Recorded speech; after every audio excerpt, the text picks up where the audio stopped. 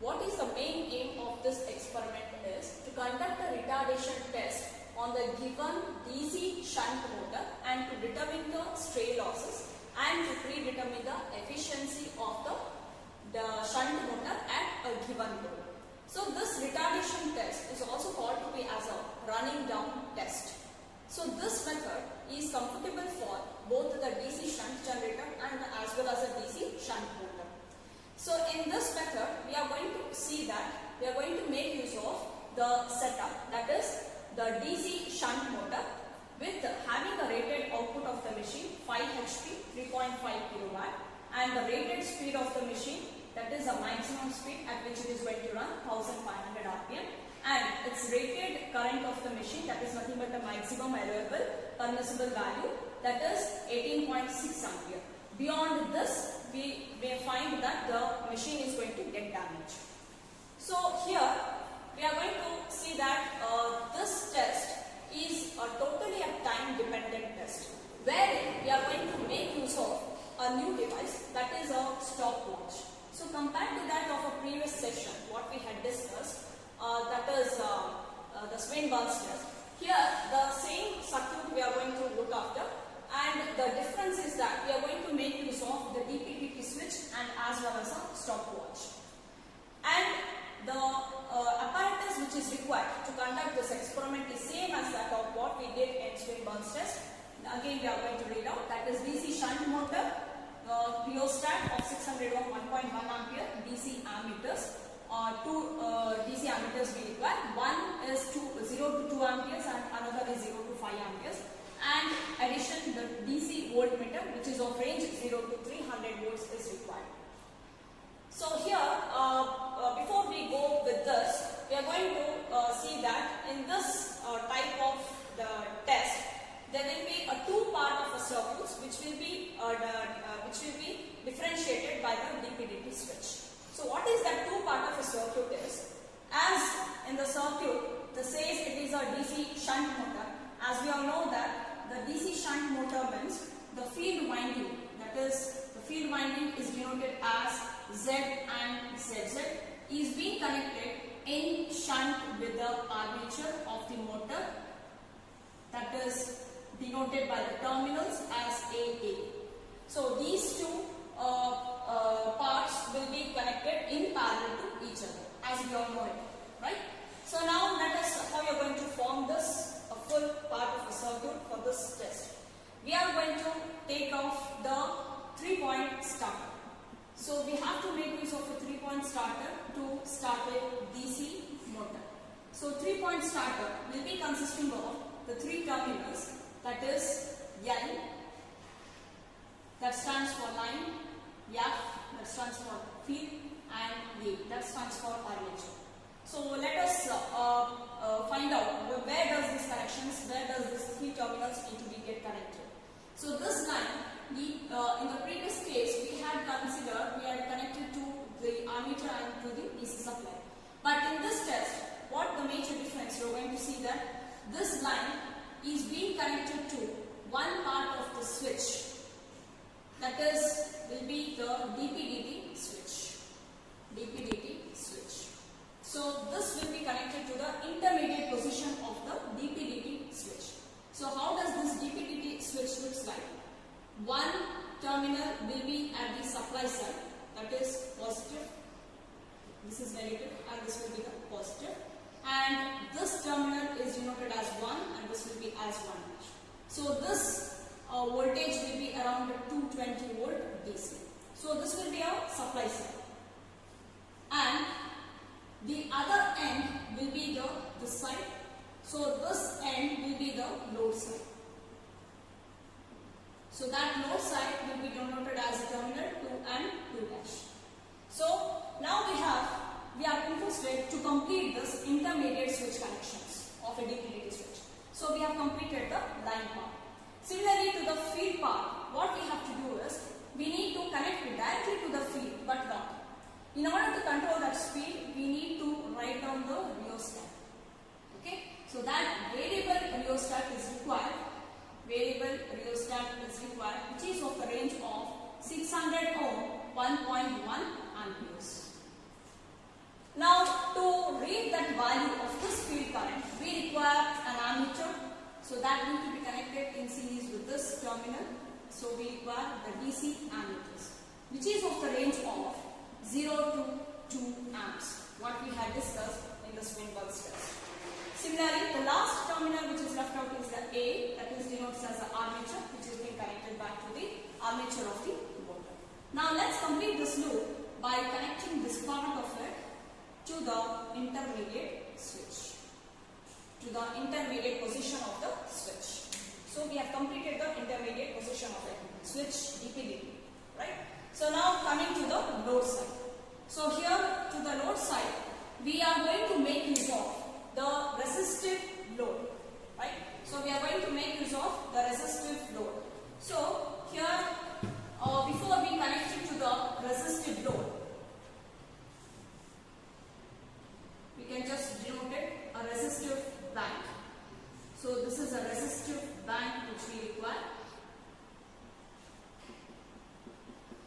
Resistive bank.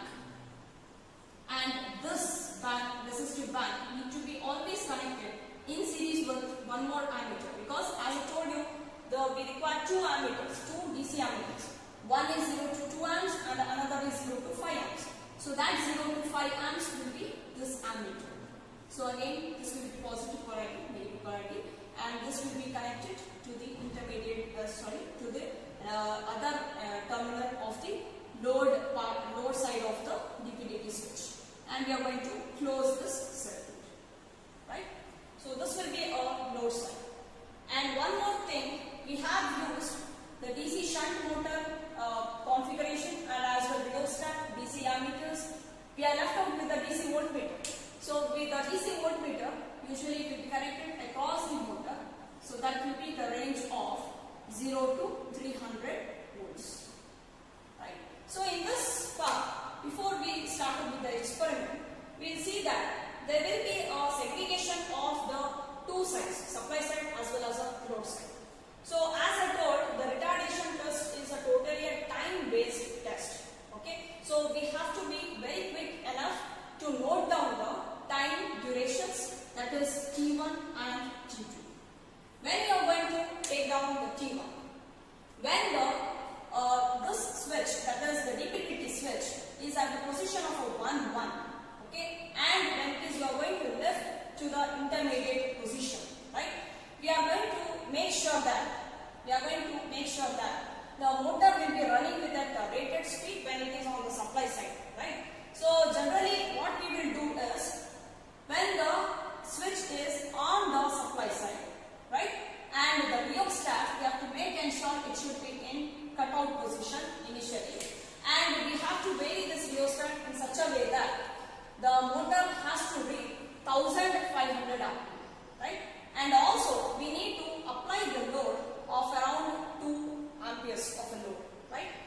Then we will see that the value which is going to read at this voltage, that instant, that will be the Vmax. That will be the Vmax, around 220 volt it will read, right? So that will be the Vmax of 220 volt. And we have to take off the current, we have to take off the current reading, right? So to take that current reading, we need to shift from the 1-1 dash position to the intermediate position. So when this motor, this Vmax is going to get dropped down, and it drops down, let us say to 60 volt, right? So that will be the corresponding V minimum. So we are going to, whenever the voltage is going to get dropped down to 60 volt, we will note down, we have to stop the watch and we need to take down the T1. So T1 is the duration when you are going to lift the switch from 1-1 dash to an intermediate position, and the voltage is going to get dropped down to 60 volts. So that will be the T1 time, right? And we can see that when you are going to cut off the supply, the armature, the field will be having a excitation as a constant, but the armature is going to make sure that it is going to supply some losses, because it will be having some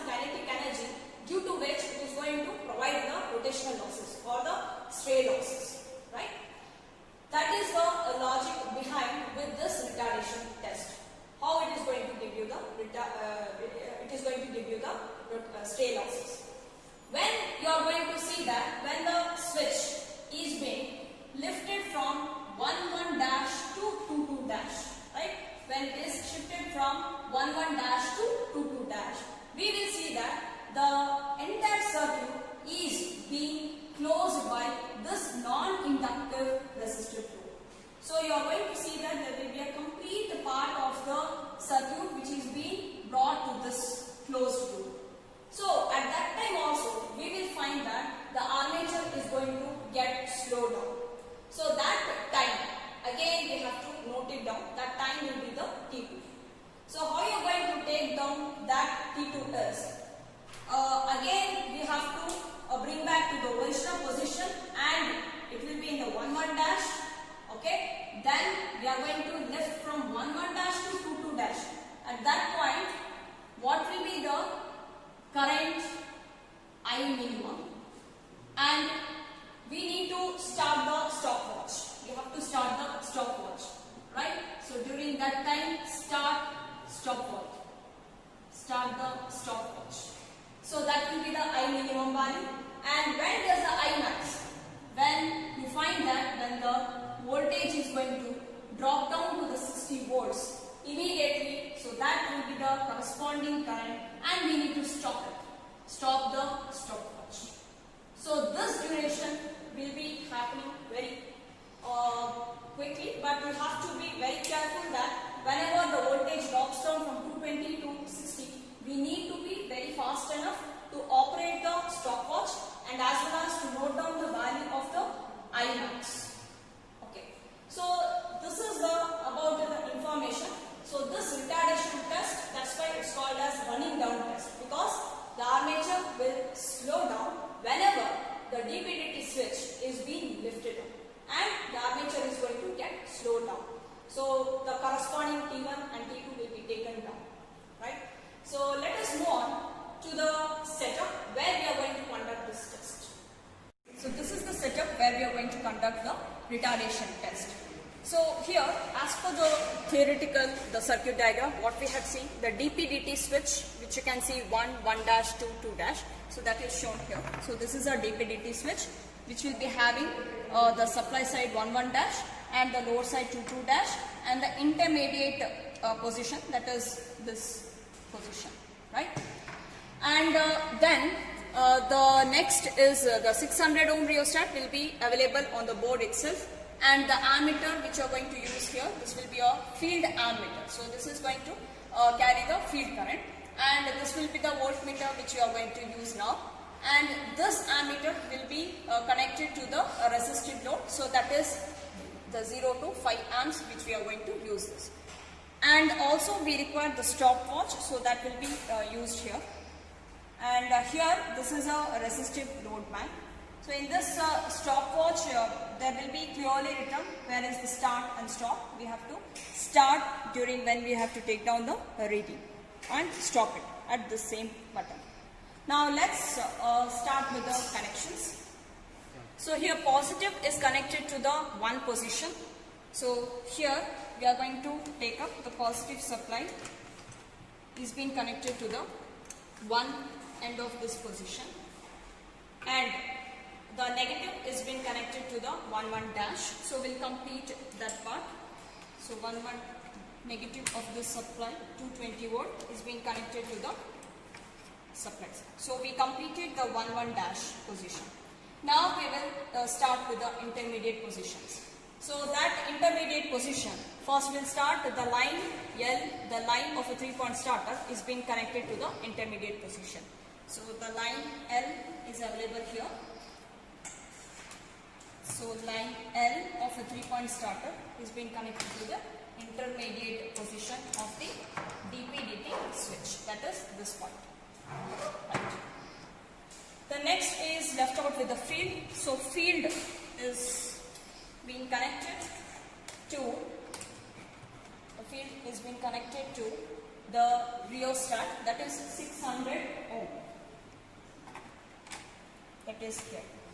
And the other end of the rheostat is being connected to the positive of the ammeter, which is going to clearly read the IF. So which ammeter will choose? This one.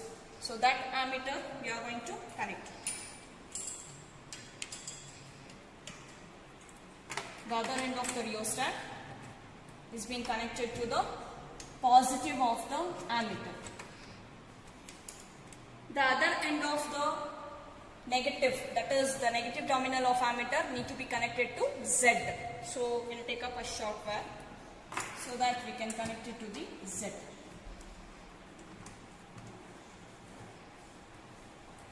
Then ZZ is being connected back to the intermediate position of the DP-DT switch.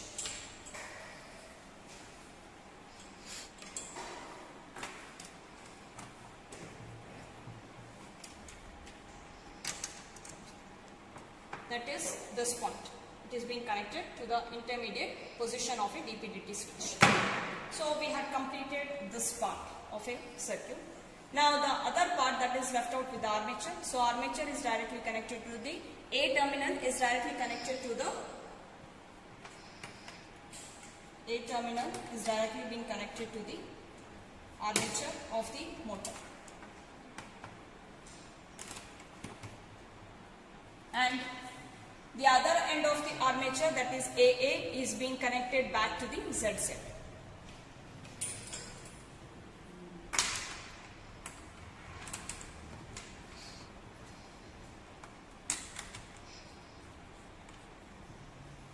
So here we have closed this loop, and anyway we have connected ZZ back to the intermediate position.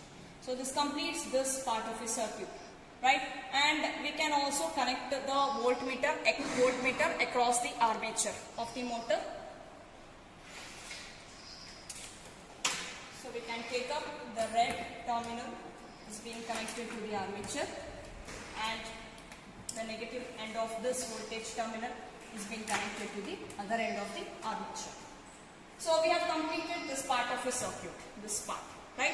Now we left out with the load side.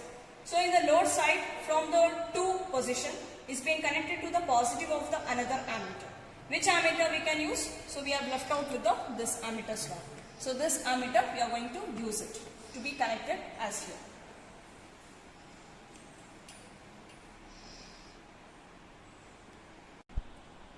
So here 2 position is being connected to the ammeter. So let's connect that.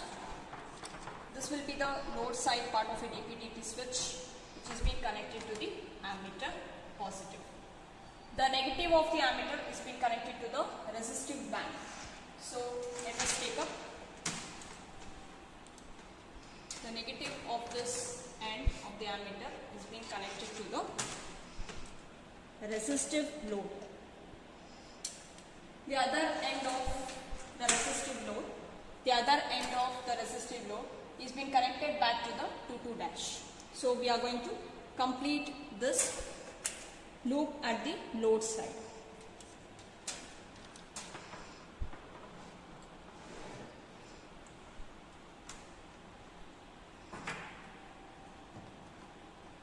So this is how we have connected the circuit, and make sure the rheostat should be in the minimum position.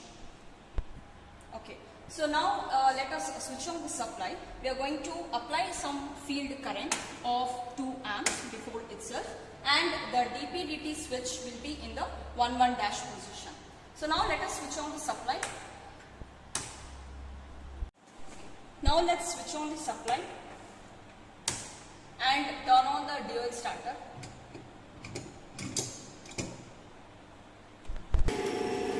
ಮಾಡಿ on ಆಗಿದೆ. Okay, now we can apply some 2 amperes of current so that we can bring the motor to run at 1500 RPM.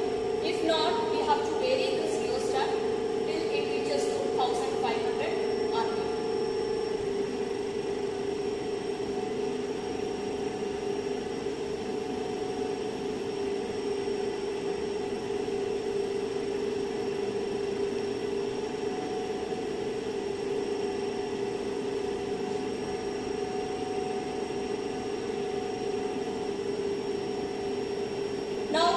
Note down the value. This will be the Vmax value, and the field current which is going to read it as 1.1 ampere, and the speed is 1500. So now we are going to lift up the switch, that is DP-DT switch, from 1-1 dash to intermediate position.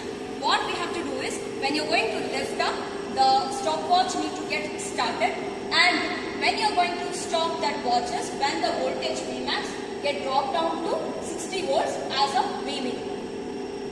So let's start stopwatch.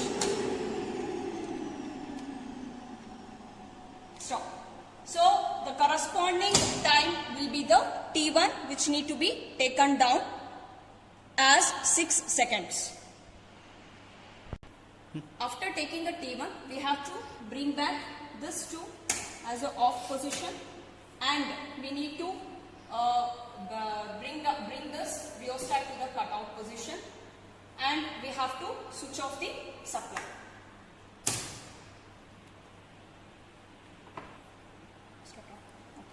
Next, we need to calculate find out the time T2, and as well as the Imax and I minimum current.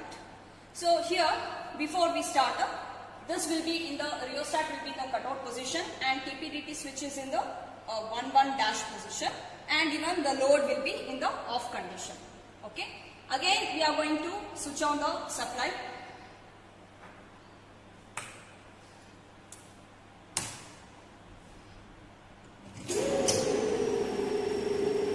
So we have to apply certain 2 amperes of a field current.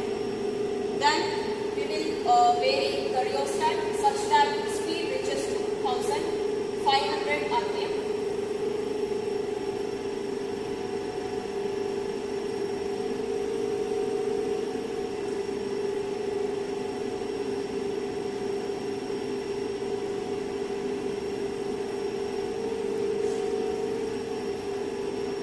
And we have to note down that will be the same, that Vmax will be as the same it is, and the field current will be also same. But the thing is, we have to concentrate onto this ammeter, which is going to give you the value of Imax and Iminimum.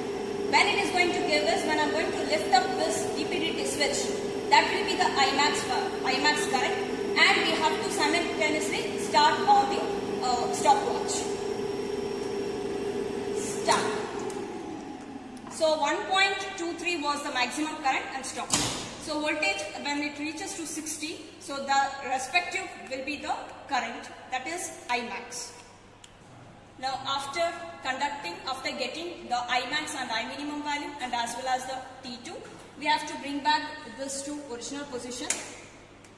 We have to switch off and lift it up, this DPDT switch, and bring down this rheostat to cutout position.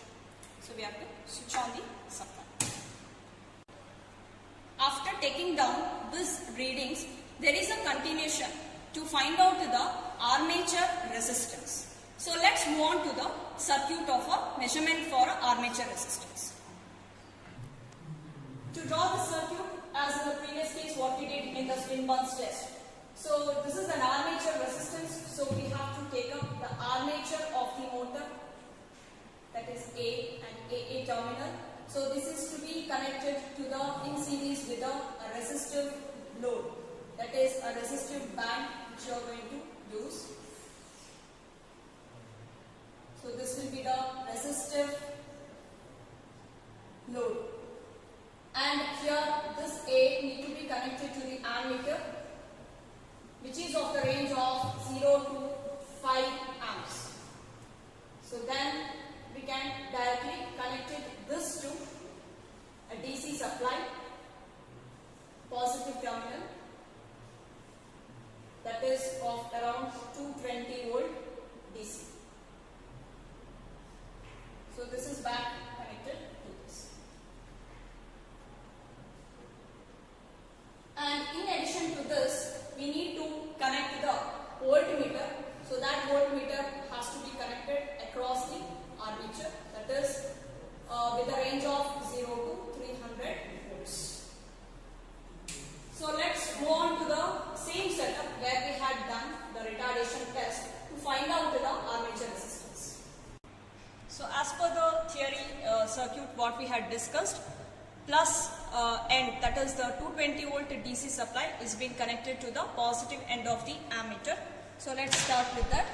The positive of this terminal is being connected to the ammeter. Let us take for an easy convention, IA reads armature current.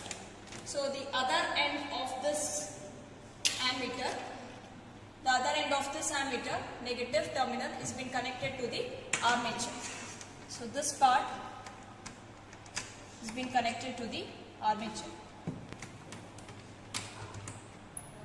The other end of the AA has to be connected to the resistive load. That is this end already which is being connected. So that end we can connect it to the armature.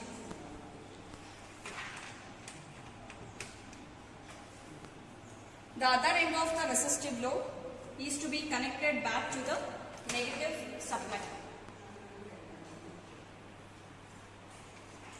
Now we have left over, this we have formed a closed loop. Now we have left over with the voltmeter. So we have to switch on this, we have to connect this voltmeter across the armature, and the other end of the voltmeter is being connected to the AA terminal. So we have completed the circuit. Now as per the procedure, what we are supposed to do is switch on the supply